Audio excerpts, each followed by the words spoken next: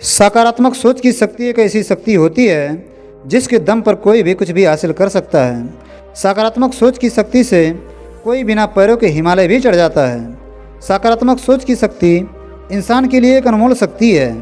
यह शक्ति सभी के अंदर होता है, बस जो इस सकारात्मक सोच की शक्ति का इस्तेमाल करता है वह कुछ भी हासिल कर लेता है। वहीं जो इस शक्ति का इस्तेमाल नहीं कर पाता है वह पूरा जीवन दूसरों और खुद को कोसता रहता है। तो इतनी बड़ी, अच्छी और ताकतवर शक्ति को कुछ लोग तो जानते ही नहीं हैं, और जो जानते भी हैं तो वह इस शक्ति का इस्तेमाल भी नहीं कर पाते हैं। तो दोस्तों, आज मैं इस वीडियो में आपको एक कहानी सुनाऊंगा जिसे आप बिना स्किप किए सुन लिए तो मैं दावे के साथ कह सकता हूं कि आप अपनी ज़िंदगी की सभी टेंशन को भूल जाओगे और आपका जीवन सकारात्मक ऊर्जा से भर जाएगा। तो चलिए जानते हैं उस कहानी को। एक व्यक्ति काफ़ी दिनों से चिंतित चल रहा था, जिसके कारण वह काफ़ी चिड़चिड़ा तथा तनाव में रहने लगा था। वह इस बात से परेशान था कि घर के सारे खर्चे उसे ही उठाने पड़ते हैं। पूरे परिवार की जिम्मेदारियां उसी के ऊपर हैं। किसी न किसी रिश्तेदार का उसके यहाँ आना जाना लगा ही रहता है। इन्हीं बातों को सोच सोच कर वह काफ़ी परेशान रहा करता था तथा बच्चों को अक्सर डांट भी देता था। अपनी पत्नी से भी ज़्यादातर उसका किसी न किसी बात पर झगड़ा चलता रहता था। एक दिन उसका बेटा उसके पास आया और बोला, पिताजी, मेरे स्कूल का होमवर्क करा दीजिए। वह व्यक्ति पहले से ही तनाव में था, इसलिए उसने बेटे को डांट कर भगा दिया।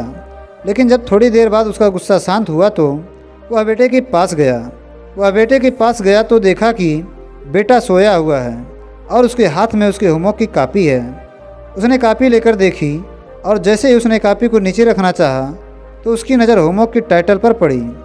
होमवर्क का टाइटल था वे चीज़ें जो हमें शुरू में अच्छी नहीं लगती लेकिन बाद में वे अच्छी ही होती हैं। इस टाइटल पर बच्चे को एक पैराग्राफ लिखना था जो उसने पहले से ही लिख लिया था।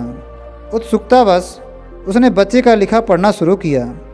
बच्चे ने लिखा था, मैं अपने फाइनल एग्ज़ाम को बहुत धन्यवाद देता हूँ, क्योंकि शुरू में ये तो बिल्कुल अच्छे नहीं लगते लेकिन इनके बाद स्कूल की छुट्टियाँ पड़ जाती हैं।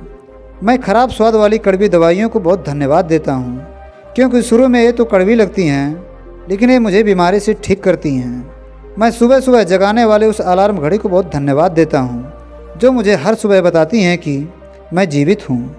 मैं ईश्वर को भी बहुत धन्यवाद देता हूँ जिसने मुझे इतने अच्छे पिता दिए, क्योंकि उनकी डांट मुझे शुरू में तो बहुत बुरी लगती है लेकिन वे मेरे लिए खिलौने लाते हैं, मुझे घुमाने ले जाते हैं और मुझे अच्छी अच्छी चीज़ें खिलाते हैं। और मुझे इस बात की खुशी है कि मेरे पास पिता हैं, क्योंकि मेरे दोस्त सोहन के तो पिता ही नहीं हैं। बच्चे का होमवर्क पढ़ने के बाद वह व्यक्ति जैसे अचानक नींद से जाग गया हो। उसकी सोच बदल सी गई। बच्चे की लिखी बातें उसके दिमाग में बार बार घूम रही थी, खासकर वह लास्ट वाली लाइन। उसकी नींद उड़ गई थी। फिर वह व्यक्ति थोड़ा शांत होकर बैठा और उसने अपने परेशानियों के बारे में सोचना शुरू किया। मुझे घर के सारे खर्चे उठाने पड़ते हैं, इसका मतलब है कि मेरे पास घर है और ईश्वर की कृपा से मैं उन लोगों से बेहतर स्थिति में हूँ जिनके पास घर ही नहीं है। मुझे पूरे परिवार की जिम्मेदारी उठानी पड़ती है, इसका मतलब है कि मेरा परिवार है, बीवी बच्चे हैं और ईश्वर की कृपा से मैं उन लोगों से ज़्यादा खुशनसीब हूँ जिनके पास परिवार ही नहीं है और वे दुनिया में बिल्कुल अकेले हैं। मेरे यहाँ कोई ना कोई मित्र या रिश्तेदार का आना जाना लगा रहता है। इसका मतलब है कि मेरा एक सामाजिक हैसियत है और मेरे पास मेरे सुख दुख में साथ देने वाले लोग हैं। मेरे भगवान, तेरा बहुत बहुत शुक्रिया। मुझे माफ़ करना, मैं तेरी कृपा को समझ नहीं पाया। इसके बाद उसकी सोच एकदम से बदल गई।